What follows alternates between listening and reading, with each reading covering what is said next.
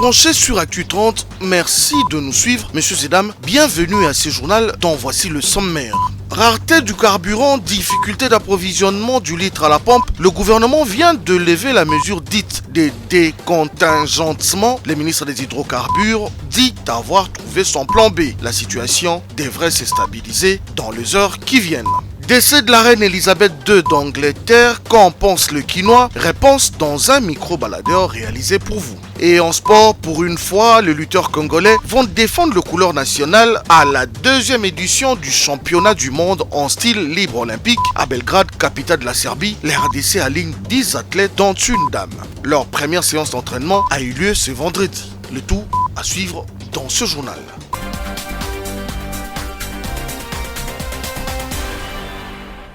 Le ministre des Hydrocarbures vient d'annoncer la levée de la mesure de contingentement et le rétablissement de la vente comme par les passés du carburant dans la ville-province de Kinshasa. Ces rétablissements est rendu possible par l'arrivée ce dimanche 11 septembre d'un bateau transportant 28 000 tonnes métriques d'essence pour servir la capitale. En attendant des stocks, la distribution journalière qui avait été rabattue à 630 tonnes métriques va remonter à 1100 voire 1300 tonnes métriques. Et la situation va se consolider à l'accostage d'un autre navire le 14 septembre prochain. Hier, on avait contingenté à 660 mètres cubes jour en essence. Aujourd'hui, nous sommes passés à 850 mètres cubes d'essence par jour avec un pic de 1300 mètres cubes d'essence que nous prévoyons pour la journée d'aujourd'hui. Évidemment, nous arriverons à répondre à cet impératif s'il y a un accompagnement au niveau des stations-service, c'est-à-dire les stations-service doivent être accessibles aux camions-citernes. Si elles sont accessibles, nos camions seront en mesure de dépoter rapidement le produit, de rentrer à notre dépôt d'entreposage afin d'être reprogrammés pour d'autres clients encore. Donc nous demandons à ce qu'il y ait vraiment un accompagnement à ce niveau-là pour qu'il y ait suffisamment de discipline afin que les camions accèdent aux stations-service et de façon à ce qu'on puisse ainsi garantir un meilleur service à la population. Petit bidon, bidon, il y a quand même canayo, deux motos, voiture carburant. La police a déployé partout pour qu'il y ait ordre. Aux autres carburant, aussi carburant, de façon que Zela est à la police. Il faut noter que depuis le lundi dernier, la vente du carburant a été rationalisée à 30 litres pour les jeeps et les bus de transport en commun et 20 litres pour les voitures. Cette situation avait entraîné une surenchère au point où les vendeurs à la sauvette, qui étaient des connivences avec les pompistes, ont vendu les litres d'essence jusqu'à 8 000 francs congolais. Certaines courses ont coûté jusqu'à 5 000 francs. C'est depuis le lundi dernier que les litres à la pompe s'est fait rare à Kinshasa, une situation qui se révèle être un vrai casse-tête pour les conducteurs. Analyste économique, éditorialiste et patron de la revue économique Géopolis, Willy Kalengai revient sur les raisons et causes de cette situation. Sur le plan interne, nous avons aussi des dysfonctionnements importants qui font que la crise externe est venue trouver une fragilité organisationnelle. C'est comme ça que les deux combinés ont produit aujourd'hui la rareté.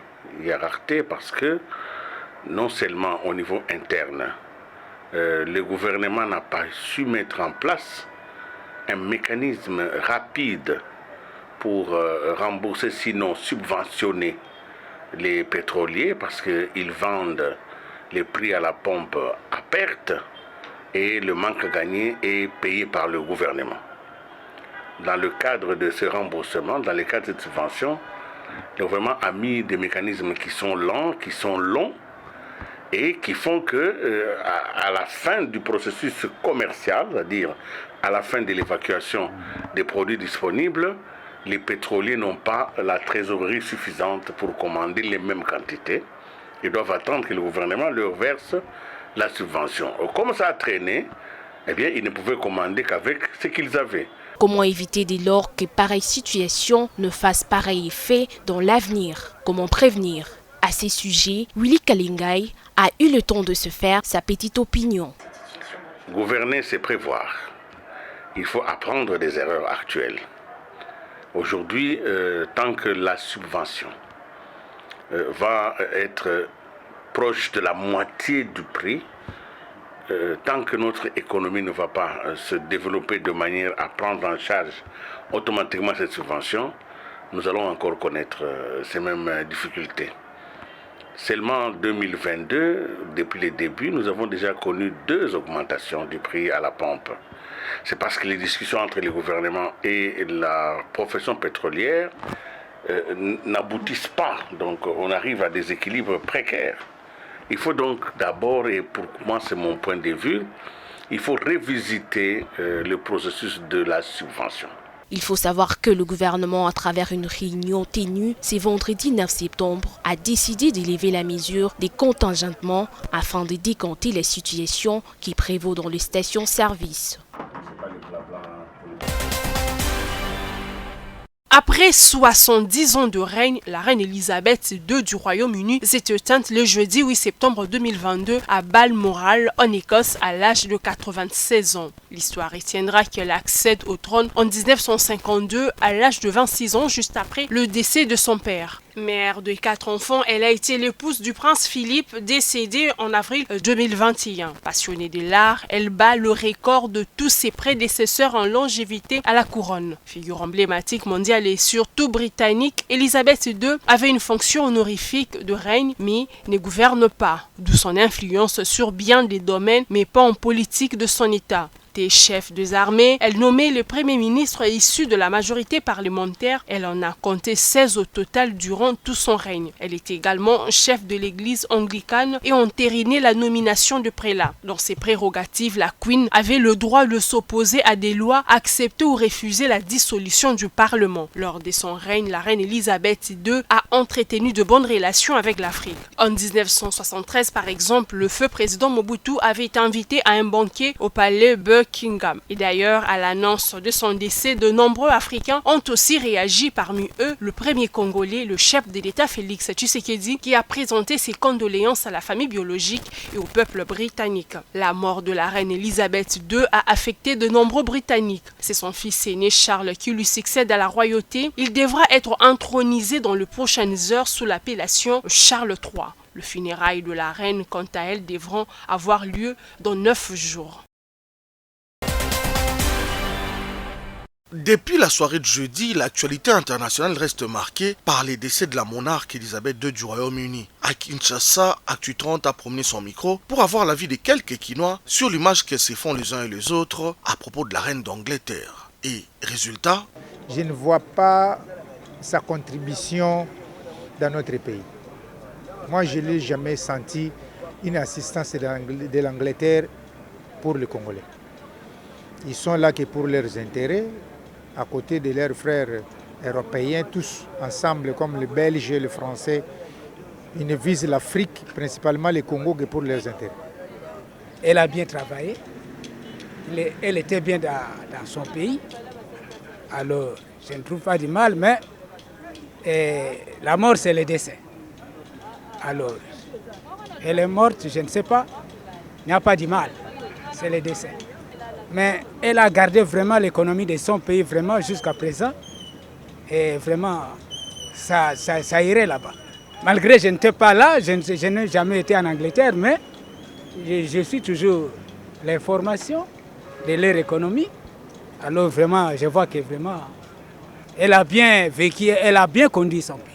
Il s'est noté que la reine Elisabeth II est décédée le jeudi 8 décembre à l'âge de 96 ans, après avoir régné pendant plus de 70 ans. Il était une fois au cœur de l'Afrique, un roi léopard, félin et faux. Mobutu, fuite et fin, pour ne pas dire suite et fin, c'était en mai 1997. L'homme fort du Zaïre, après un séjour au Togo chez son ami Yadema, s'était finalement résolu de rejoindre avec sa famille le Maroc, où l'attendait son autre ami, le roi Hassan II. À Rabat, dans une vie plutôt modeste, l'aigle de Kawele n'a pas vécu longtemps avant de rendre l'âme le 7 septembre de la même année. Ainsi donc mourut le maréchal, loin des honneurs avec lesquels il a toujours vécu. Dans les cimetières chrétiens de Rabat repose depuis le corps du président fondateur du Zaïre, loin de sa patrie, où nombreux encore souhaitent le voir, si pas son corps revenir, en vue des obsèques dignes. 25 ans après, Jusqu'à ce jour, nous nous rendons compte qu'il fut un grand président. Dans la vie, il y a des avantages, il y a des inconvénients. Certes, du côté social et économique, ça n'a pas marché, mais le maréchal Mobutu nous a laissé un État fort, un État uni, un État là où il n'y avait pas de Bunagana, là où il n'y avait pas de M23 ou qu'est-ce que j'en sais. Rien que pour ça, le peuple congolais lui doit un très bon souvenir. Le seul souci, comme je ne cesse de le dire chaque année, il faut qu'il revienne être enterré chez lui à Guadeloupe. Parce que le peuple Congo, du Congo central jusqu'au Chaba, du Chaba jusqu'au Équateur, Nord, Sud, Kivu, le deux Kasaï, Maniema, nous devons être enterrés chez nous. Nous pouvons tout simplement demander au président de la République, Félix Antoine Tshisekedi, qui a promis lors de son investiture que la dépouille mortelle du maréchal Mobutu. Qui sait si le maréchal n'aura pas droit lui aussi à son mausolée.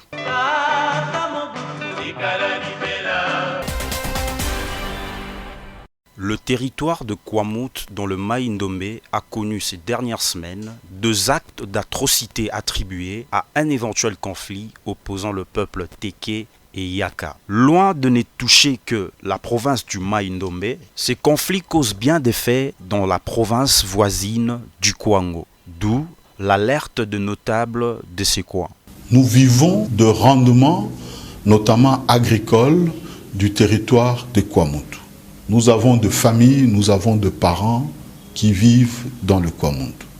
Quand je vous parle de parents, ceux-là ne sont pas que peuples autochtones de Kwamouth. Mais ceux-là se sont amenés à Kwamouth depuis des années. Pour certains, ils sont issus de parents qui, depuis plus d'un siècle, ont vécu dans les territoires de Kwamouth et y ont laissé leur progéniture. Mais nous voudrions aussi encourager des efforts qui s'enregistrent déjà pour pacifier les territoires. Je fais l'allusion aux efforts du gouvernement central. Nous saluons également les efforts de Madame la gouverneure du Mai-Ndombe qui a établi son quartier général au chef-lieu du territoire de Kwamouth. Autant nous saluons l'implication du gouverneur du Kwilu qui également quitte le chef-lieu de Bandundu par ses services pour appuyer sa collègue gouverneur de Mai-Ndombe avec l'intervention de ses services de maintien d'ordre. Conflit entre 2 peuples ou entre groupes d'individus dans le Kwango, les autorités sont appelées à se pencher sérieusement sur les véritables origines des affrontements enregistrés. Ce que nous voulons, c'est la paix. Et pour arriver à avoir cette paix, il faudra nécessairement que nous convoquions un colloque.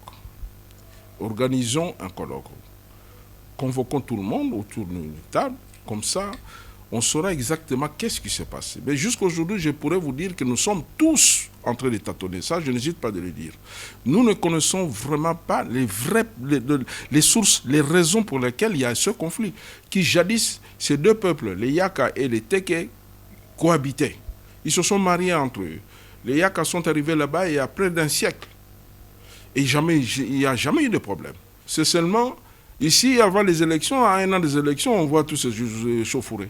On peut se poser aussi des questions dans ce sens-là. Pour rappel, en termes de bilan, les atrocités survenues à Kwamouth comptent plus de 20 morts, d'importants dégâts matériels causés par des incendies, occasionnant ainsi le déplacement de population. C'est avec de cartons rouges que les collectifs de mouvements citoyens congolais de la résistance a décidé de descendre dans la rue le jeudi 15 septembre prochain pour protester contre les inégalités sociales et exiger la réduction de train de vie des institutions. Au cours d'un point de presse organisé ce vendredi à Kinshasa, ces activistes déplorent la disparité sociale existant entre le gouvernement de la République démocratique du Congo et la population. Un tableau sombre de la situation socio-économique a été peint à cette occasion. Nous, mouvements citoyens, activistes de droits humains et certaines structures de la société civile réunies de fait au sein de collectifs de mouvements citoyens congolais de la résistance, avions constaté avec amertume la détérioration de conditions de vie des citoyens congolais qui se caractérise par la débris quotidienne pour vivre, hausse en grande échelle de denrées alimentaires, plus de 60% victimes de la crise alimentaire, 75% souffrent d'accès d'eau potable, 80% manquent d'accès de soins médicaux de qualité, 65% d'enfants sans domicile abandonnés à leur triste sort passent nuit à la belle étoile et 90% de la jeunesse dans le chômage. Ainsi, nous annonçons à l'opinion tant nationale qu'internationale la tenue d'une méga marche citoyenne ce jeudi 15 septembre à 10h pour respecter contre les inégalités sociales, la malversation et le non-orthodoxie financière dans notre État conformément à l'article 58 de la Constitution. Signalons que cette marche commencera à la première rue L'Unité et aura comme point de chute le Palais du Peuple.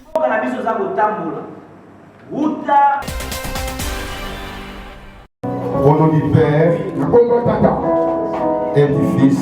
Le monde du livre en République démocratique du Congo vient s'enrichir d'un nouvel ouvrage, Les larmes d'un peuple. Tel est le titre de l'ouvrage du pasteur Wilfried Ngaliema, porté sur fond baptismaux ce week-end à Kinshasa. Une démarche à laquelle s'est livré avec joie le pasteur Sita Luemba. Mais nous sommes conscients qu'il n'y a que toi qui dois agir. Pourquoi je baptise ces livres? Au nom du Père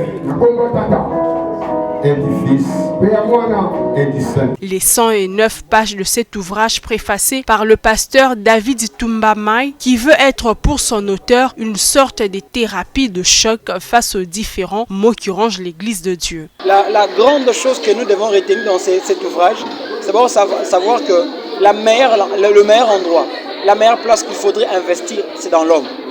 Si l'homme reflète la qualité, si l'homme reflète la moralité, son environnement aussi sera un environnement qui va attirer plusieurs. Et les gens aussi doivent comprendre que la gestion qui fait mal aujourd'hui, cela est dû parce que les gens n'étaient pas encadrés. Les gens étaient encadrés, mais dans l'autre sens. Dans l'encadrement, il y a aussi la part de communiquer un état d'âme au gestionnaire. Quand un gestionnaire n'a pas d'état d'âme, bien qu'il est technicien, bien qu'il est bourré de capacités, mais si l'état d'âme fait défaut, malgré toutes ses prouesses, il finira toujours par faire pleurer les autres. On ne peut pas confier la gestion aux gens qui ne sont pas encadrés, qui n'ont pas d'état d'âme, mais aussi on doit militer pour investir de valeur dans une personne. Cette cérémonie a connu la présence de plusieurs hommes de l'église de la ville de Kinshasa.